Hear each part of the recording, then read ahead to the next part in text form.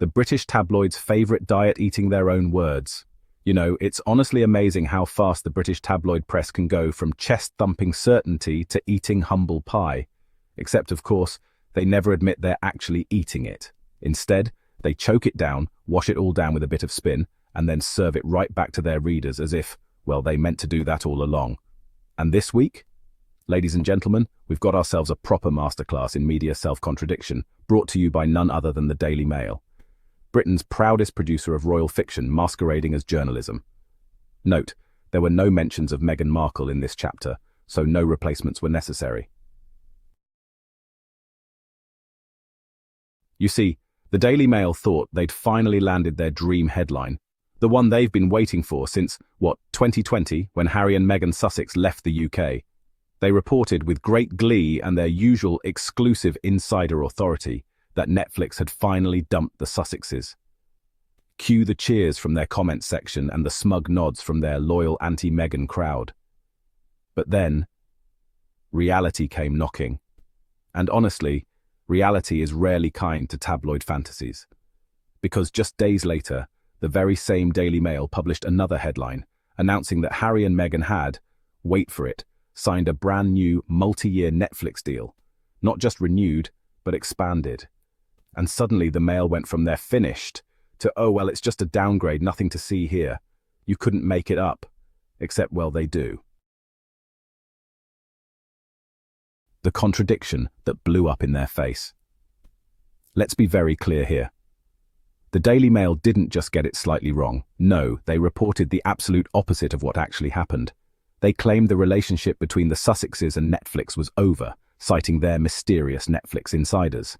Yet the truth, Netflix renewed the Sussexes deal and gave them a first-look agreement, the same kind of high-level creative partnership they have with other prominent public figures.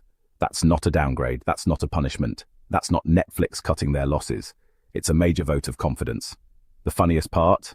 The Daily Mail knows this, but instead of admitting they were wrong, they've gone for the classic tabloid damage control tactic. Rewrite the narrative so you still look right in the end. They're hoping their readers, the ones who, take their headlines as gospel, won't notice. The Obama comparison, a reality check for the UK press. Now here's where the logic of the Mail's downgrade argument just collapses completely. The type of deal Harry and Meghan Sussex have now is almost identical to the deal Barack and Michelle Obama have with Netflix. Yes, those Obamas, former President and First Lady of the United States, globally respected, widely influential, and, guess what, still in business with Netflix. So if a first-look deal is good enough for two of the most famous political figures in the world, how exactly is it a downgrade for Harry and Meghan Sussex? It isn't. Unless, of course, you're a tabloid desperate to keep the anti-Sussex narrative alive. What a bad deal would really look like. So, let's be blunt about it. A bad deal for Harry and Meghan wouldn't have anything to do with Netflix, honestly. A bad deal would be giving up their independence, moving back to the UK full-time and, going cap in hand to the very same press that hounded Harry's mother to her death and relentlessly bullied Meghan Sussex to the point of tears. A bad deal would be dragging their children across the Atlantic into a country where, let's face it, the royal family still refuses to guarantee their safety. A bad deal would be surrendering their voice, their choices, and their dignity just to placate the palace machine. Netflix is not a bad deal. Netflix is a platform, a global one at that. It's a place where Harry and Meghan can produce their own content on their own terms, without some palace aide telling them to smile, curtsy, and keep quiet. The UK media's obsession. They think Harry is property. Here's the uncomfortable truth for the UK press. They don't just dislike Harry and Meghan Sussex. They actually resent them. They resent their independence, their American connections, their freedom to choose projects that have absolutely nothing to do with the royal rota. The UK media has always believed Harry was theirs, their cheeky prince, their tabloid cash cow, their property. So when companies like Netflix, or Spotify in the past, or any American network signs a deal with Harry and Meghan Sussex, it drives the British tabloids absolutely mad. Not because they think the deal is bad, but because, deep down, they wish it was theirs. They want the Sussexes working under the same toxic press system that the rest of the royals are trapped in, And every time that doesn't happen, they just lash out. Daily Mail credibility, if you can call it that. Let's talk about credibility, or rather, the complete absence of it. The Daily Mail's editorial model is pretty simple. Feed its audience stories that confirm their biases, no matter how illogical or self-contradictory those stories are. If you have to invent sources or twist facts, well, so be it. It's a paper that thrives on a certain type of reader, the kind who won't check other outlets, who'll just accept whatever headline they're given, who gets a daily dose of outrage and feels satisfied. The problem for the Mail this time is that Harry and Meghan Sussex's new Netflix deal is public, on the record, and honestly, easy to verify. There's just no way to spin it without looking like you're lying. Let's be real. Netflix is not in the charity business. If they're signing a new multi-year deal with the Sussexes, it's because they believe Harry and Meghan bring value. And they do. The Harry and Meghan documentary became one of Netflix's most watched docuseries globally. It sparked conversation, dominated headlines, and brought in subscribers. And Meghan's influence? Unmistakable. Items she's seen wearing in public routinely sell out within hours. Her on-screen presence has cultural weight.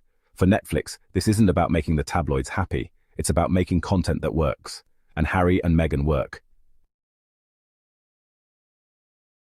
The renewed deal is not just symbolic. It comes with actual projects in motion. There's the much-anticipated second season of Meghan's We Love Meghan lifestyle series, and just in time for the holidays, a Sussex-produced Christmas special slated for December. These aren't one-off vanity projects. They're evidence that Netflix is committed to expanding the Sussex portfolio and betting on them for the long haul. For years now, the Daily Mail and its allies in the British media have been on a mission: undermine the Sussexes at every turn, predict their downfall at every opportunity, and declare victory at the first whiff of trouble. But here's the thing. You can't declare victory when the scoreboard says you're losing. Netflix sticking with Harry and Meghan Sussex is a major blow to that narrative. It says the couple are still in demand, still bankable, and still doing exactly what they set out to do after leaving royal life: controlling their own story. So here we are. The Daily Mail shouted, "Game over," only to find out the game is still very much on. And Harry and Meghan Sussex are still playing at a high level. The smear campaign? It's not working. The predictions of doom? They're wrong again. Harry and Meghan Sussex's Netflix deal isn't just a business arrangement. It's a symbol of their continued independence and influence. It's proof that they don't need the palace's approval, the British press's blessing, or the toxic royal rota's attention to thrive.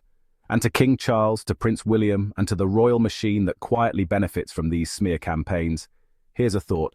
Stop. Stop feeding the press lies. Stop enabling the same tabloids that humiliated your own family members. Because no matter how many headlines they churn out, no matter how many sources they invent, and no matter how loudly they declare the Sussex is finished, reality keeps proving them wrong. And reality, as we saw this